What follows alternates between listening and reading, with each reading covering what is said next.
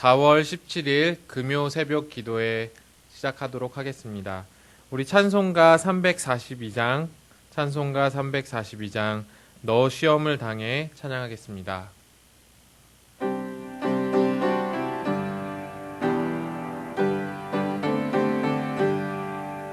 너 시험을 당해 죄 짓지 말고 너 용기를 다해 곧 물리치라.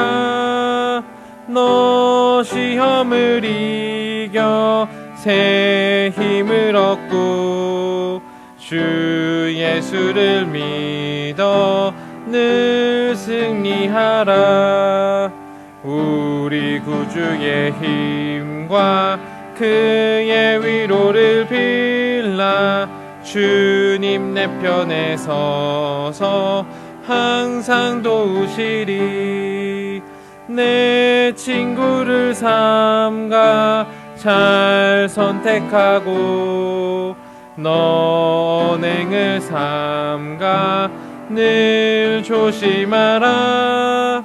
너 열심을 다해 늘 충성하고 온 정성을 다해 주 봉사하라.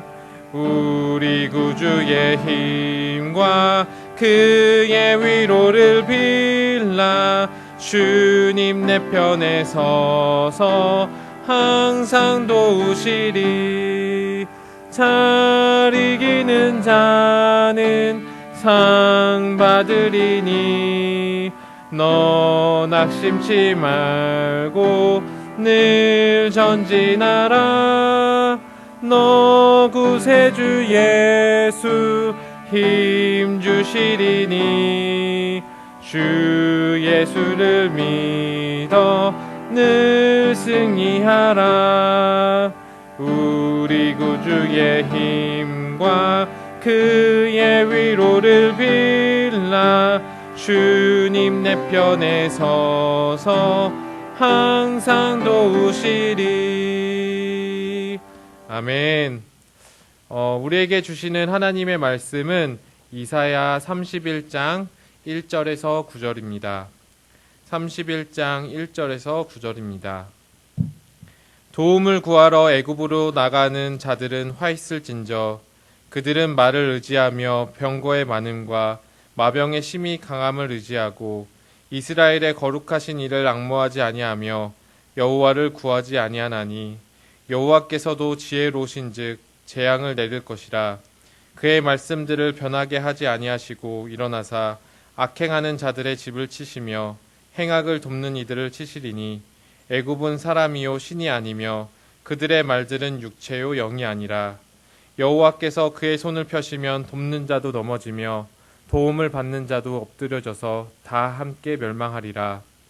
여호와께서 이같이 내게 이르시되 큰 사자나 젊은 사자가 자기의 먹이를 움켜쥐고 으르렁거릴 때에 그것을 치려고 여러 목자들을 불러왔다 할지라도 그들이 그들의 목소리로 말미암아 놀라지 아니할 것이요 그들의 떠듬으로 말미암아 굴복하지 아니할 것이라.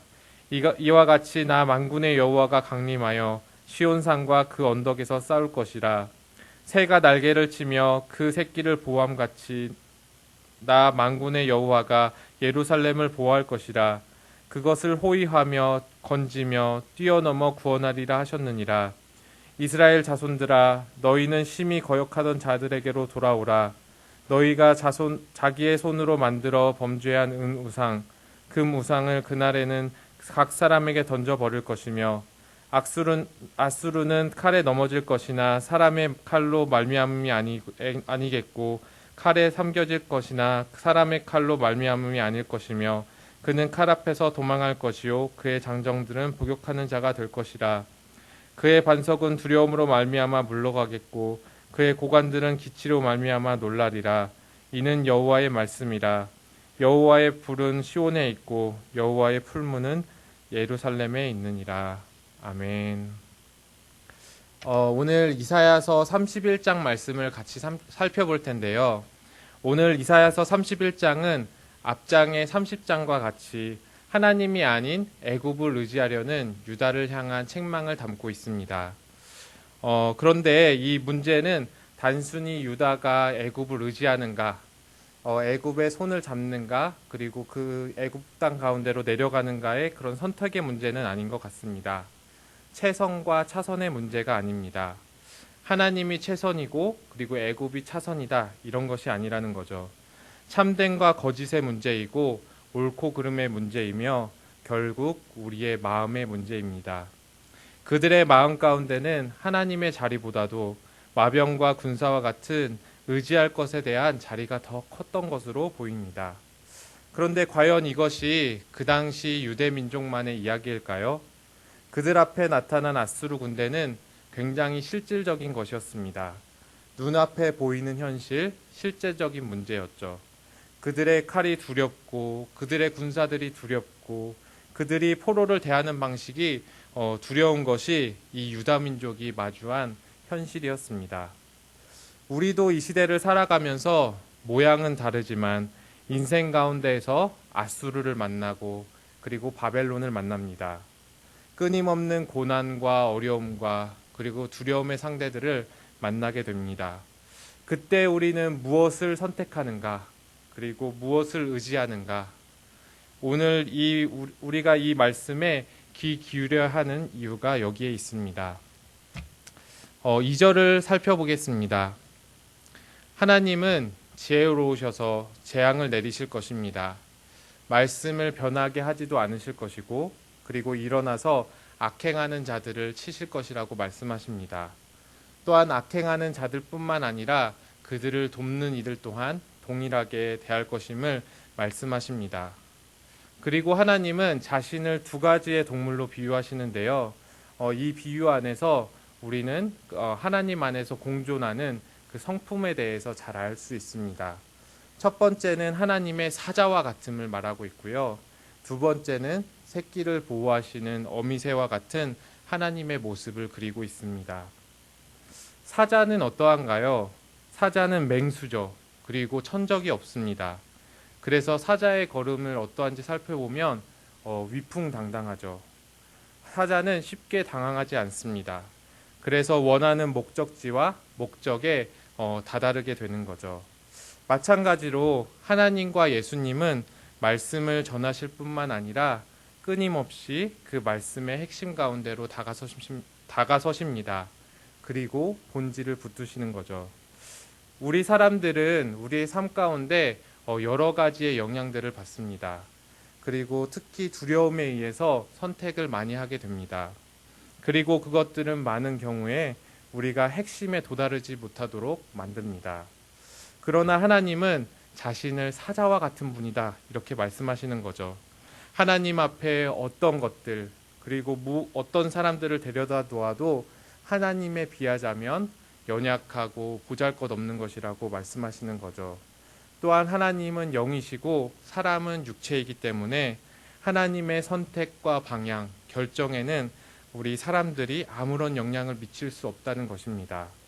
사자 곁에서 목동들이 아무리 크게 외치고 소리를 내어도 사자는 놀라거나 당황하지 않고 달려드는 것처럼 하나님은 사냥감을 노리는 사자와 같이 본질과 핵심에 맹렬하게 돌진하시고 싸우신다고 오늘 말씀에서 말씀하고 계십니다. 사랑하는 성도 여러분, 이 하나님을 믿어야 합니다. 말씀을 우리에게 전하시고 그리고 신실하게 행하시는 그 말씀이 말씀되게 하시는 그 하나님을 믿으십시오. 하나님은 사자와 같은 분이기도 하시지만 새끼를 보호하시고 품는 어미새와 같은 분이시기도 합니다. 한없이 온유하고 자애롭고 자비로운 분으로 성경에서 이야기하고 있습니다. 이런 하나님의 말씀이 어디에 잘 담겨져 있냐면 우리 이사야서 30장에 잘 담겨져 있습니다. 우리 30장 우리 18절인데요. 그 18절의 앞 구절들을 보면 이스라엘이 어떻게 하나님 앞에 패역하게 되었는지 그리고 애굽을 의지하게 되었는지에 대해서 나오고 있고요. 그리고 18절부터는 반전에 대해서 이야기하고 있어요. 그래서 하나님의 마음을 이 그러나라는 단어가 잘 표현하고 있는 것 같습니다. 우리 18절, 30장 18절을 한번 읽어보도록 하겠습니다. 그러나 여호와께서 기다리시나니 이는 너희에게 은혜를 베풀려 하심이요 일어나시리니 이는 너희를 긍휼히 여기려 하심이라. 대저 여호와는 정의의 하나님이시라. 그를 기다리는 자마다 복이 있도다. 아멘. 오늘 본문 6절도 말하고 있는데요. 우리 6절입니다. 이스라엘 자손들아 너희는 심히 거역하던 자에게로 돌아오라. 아멘. 이스라엘의 백성들아 너희가 범죄하고 하나님께 거역하였으나 이제는 하나님께로 돌아오라고 하나님께서는 말씀하고 계십니다. 하나님께서 이스라엘 백성 그리고 우리에게 진정으로 원하시는 것이 무엇일까요? 단순히 애굽 백성들에게 손을 벌리지 않는 것, 도움을 구하러 내려가지 않는 것일까요? 그것이 하나님이 진정으로 원하시고 그리고 하나님의 진정한 목적이실까요? 저는 그렇게 생각하지 않습니다. 하나님께서 진정으로 원하시는 것은 본문에 나오는 말과 그리고 전차, 마병을 다 버리고 너희의 은과 금도 다 버리고 오직 너희는 24시간 동안 기도만 하라는 것은 아닐 것입니다. 너희는 교회만 다니고 다만 세속적인 활동들, 아무런 경제적인 활동도 전혀 하지 말라는 것이 아닐 것입니다. 하나님께서 진정으로 우리에게 원하시는 것은 바로 우리의 마음입니다. 그리고 우리의 마음이 담겨 있는 삶입니다. 단순히 어떤 선택을 했느냐 그 문제가 아니라 그 선택에 전제된 그 선택을 아우르고 있는 너의 마음이 무엇이냐, 그 중심이 무엇이냐, 방향성이 무엇이냐 우리에게 끊임없이 묻고 도전하고 계십니다. 겉으로 드러난 행동과 결과가 아니라 그 행동과 결과가 나오기까지 본질과 핵심이 무엇인지를 우리는 끊임없이 되뇌이면서 살펴보아야 합니다. 애굽으로 가는 것이 진짜로 문제였다면 하나님은 왜 창세기에 야곱과 그 가족들을 애굽으로 거처를 옮기도록 그렇게 허용하셨을까요? 애굽이 진짜 문제라면 야곱도 7년의 기근 동안 거처를 옮기지 않고 24시간 기도하면서 인내하고 버텨야 하지 않았을까요? 그러나 하나님은 요셉의 고백을 통해서 말씀하시죠. 우리가 알지 못했지만 하나님께서는 나를 애굽으로 먼저 보내셨고 가족들을 이끌어서 이 애굽 땅에 오게 하셨다. 이것이 바로 요셉의 기도였잖아요. 고백이었잖아요. 마찬가지로 하나님께서는 애굽에게 손을 벌리고 안 벌리고 애굽에게 내려가고 안 내려가고는 진짜 핵심이 아니라는 거죠. 진짜 핵심은 나의 마음에 무엇이 들어있는가? 오늘 나의 삶의 선택에 하나님의 뜻이 들어가 있는가? 나는 무엇을 의지하고 있는가입니다. 우리의 마음에 하나님 자신이 들어있지 않다면 우리의 중심에 그 방향성이 예수 그리스도를 향하고 있지 않다면 이제 너희들은 돌아오라고 말씀하십니다. 사랑하는 나의 자녀들아 너희가 나를 거역하고 범죄하였으나 이제는 나에게로 돌아오라. 이 말씀은 하나님의 놀라운 고백입니다. 이 말씀 가운데서 우리를 향한 놀라운 사랑과 은혜를 볼 수 있습니다. 그리고 하나님께서는 자신의 자녀들을 어미새와 같이 품으십니다. 사랑하는 성도 여러분, 우리는 이 시간 너무나도 어둡고 그리고 두려운 터널 속을 통과하고 있습니다. 이 어둠 속에서 우리는 스스로 질문해 볼 수밖에 없을 것 같습니다. 지금까지 나는 무엇을 의지하고 있었는가? 내가 무엇을 최고로 생각했고 무엇을 최고로 사랑했는가? 이 코로나 사태로 인해서 끊임없는 질문으로 다가옵니다. 그리고 점점 깨달아 갑니다. 어떤 것도 의지할 수 없다는 것을, 기존에 나를 든든하게 지탱해 주던 수많은 것들이 이제는 더 이상 나와 우리 가정을 안전하게 보호해 주지 못한다는 것을 우리는 깨달아 갑니다. 그러면 이 기간 동안 우리가 꼭 해야 하는 것은 무엇일까요? 바로 하나님께 돌아가는 것입니다. 하나님께 나의 마음을 드리는 것입니다. 하나님께 방향을 맞추고 끊임없이 질문하며 하나님께서 주시는 지혜로 행하는 것이 오늘 우리가 꼭 해야 하는 일입니다. 리처드 코키는 이야기합니다. 하나님께서 우리에게 진짜 주시고자 하는 구원은 회개와 믿음입니다. 회개는 죄로부터의 돌이킴을 말하고, 그리고 믿음은 하나님의 믿음을 향한 돌이킴을 의미합니다. 또 덧붙여서 그는 믿음은 경험이 아니라고 이야기합니다. 내가 과거에 이렇게 했으니까 나는 믿음이 좋은 사람이야. 내가 과거에 이런 일들 행했으니까 나는 큰 믿음을 가진 사람이야. 이렇게 이야기할 수 없다는 거죠. 믿음은 경험의 차원이 아니라 믿음은 오늘 내가 하나님의 말씀을 얼마나 신뢰했는가입니다.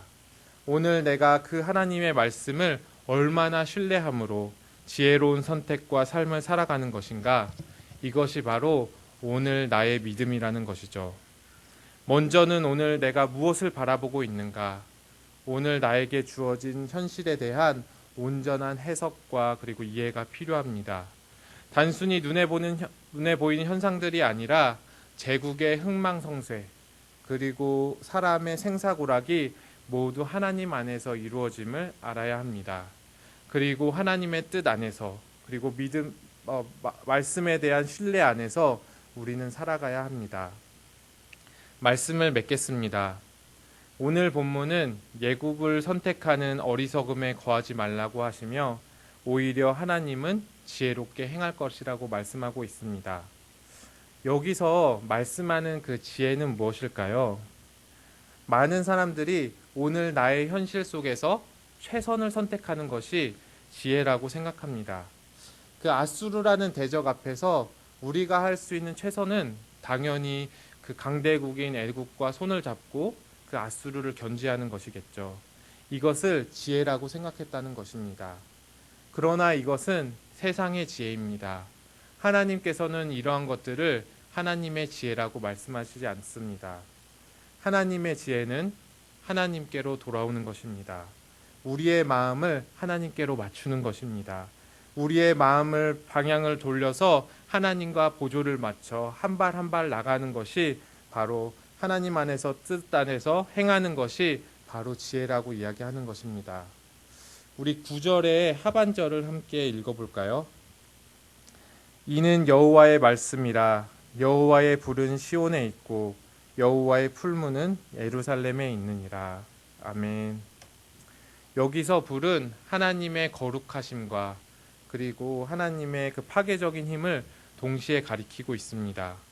거룩하신 하나님의 성품을 반영하는 그 불꽃 같은 말씀이 선포되며 거룩하며 인격적인 하나님이 현존하는 것이죠. 사랑하는 성도 여러분, 하나님의 불은 꺼지지 않습니다.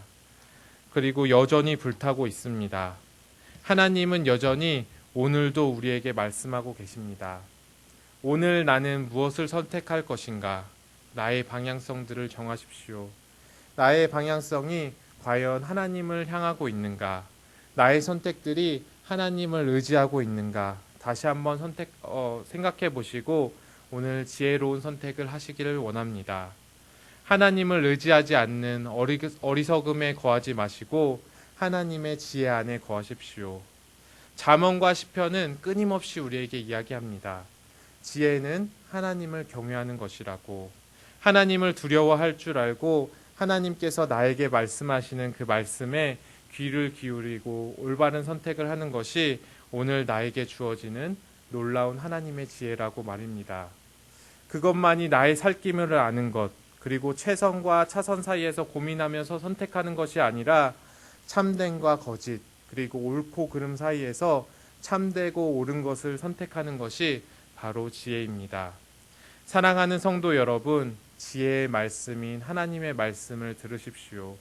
그리고 하나님께로 돌아오십시오. 그 길에서만 하나님의 위로가 있고 평강이 있고 생명이 있습니다. 우리가 의지하고 사랑하는 우상들이 다 깨어지고 하나님만이 나의 참신이 되시며 나의 보호와 방패와 그리고 산성이 되십니다. 말씀의 신뢰함이 바로 오늘의 믿음이 되어지기를 예수님의 이름으로 축원합니다. 우리 함께 기도하겠습니다. 하나님 아버지 감사합니다. 오늘의 말씀을 통하여서 과연 우리가 오늘 무엇을 의지하고 있는가를 살펴보게 됩니다. 아수르라는 정말 두렵고도 위협적인 대적들 앞에서 이스라엘은 하나님이 아니라 눈에 보이는 애굽을 의지하였습니다. 마찬가지로 오늘의 현실이 정말 녹록지 않고 우리를 두렵게 하고 어렵게 하는 수많은 현실이 우리 가운데 펼쳐져 있음을 고백합니다. 하나님, 그 안에서 우리가 최선과 차선이 아니라 그것들을 아우르는 정말 본질에 집중할 수 있기를 소망합니다. 내가 무엇을 의지하고 있는가? 내가 정말로 하나님을 의지하고 있는가? 나의 중심성이 하나님께로 있는가? 나의 방향성이 하나님을 향하고 있는가? 정말 끊임없이 돌아보게 하시고, 만약 그렇지 않다면 내가 하나님께로 돌아가는 은혜가 오늘 우리의 삶 가운데 있어지기를 소망합니다. 그리하여서 하나님께서 오늘 말씀하시는 그 말씀이 오늘 나의 유일한 소망이 되게 하시고, 또 하나님께서 말씀하시는 그 말씀을 따라 걸어갈 때에 우리가 참된 생명과 안식과 평안을 누릴 수 있음을 우리가 매일매일 고백할 수 있도록 주님께서 함께해 주시옵소서. 이 모든 것 예수님의 이름으로 기도드렸습니다. 아멘. 주님이 가르쳐 주신 기도하도록 하겠습니다. 하늘에 계신 우리 아버지여, 이름이 거룩히 여김을 받으시오며 나라의 임하옵시며 뜻이 하늘에서 이루어진 것 같이 땅에서도 이루어지리이다. 오늘날 우리에게 일용할 양식을 주옵시고 우리가 우리에게 죄 지은 자를 사하여 준 것 같이 우리 죄를 사하여 주옵시고 우리를 시험에 들게 하지 마옵시고 다만 악에서 구하옵소서. 대개 나라와 권세와 영광이 아버지께 영원히 있사옵나이다. 아멘. 우리 첫 번째로 기도하실 때는 내가 무엇을 의지하고 있는지 생각하시면서 기도했으면 좋겠습니다. 나는 무엇을 의지하고 있나요? 하나님께로 돌아가십시오. 하나님을 의지하며 그분의 말씀 가운데서 오늘 하루하루를 지혜롭게 살아갈 수 있도록 함께 기도해 주십시오. 두 번째로 기도해 주실 때는 우리 코로나19로 인해서 본질을 잃지 않도록 기도해 주십시오.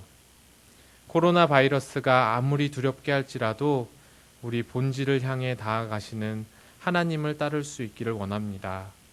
하나님과 함께 코로나 바이러스로 인해서 고통하며 신행하는 세상 가운데 하나님의 뜻을 잘 실현해 갈 수 있도록 함께 기도해 주셨으면 좋겠습니다.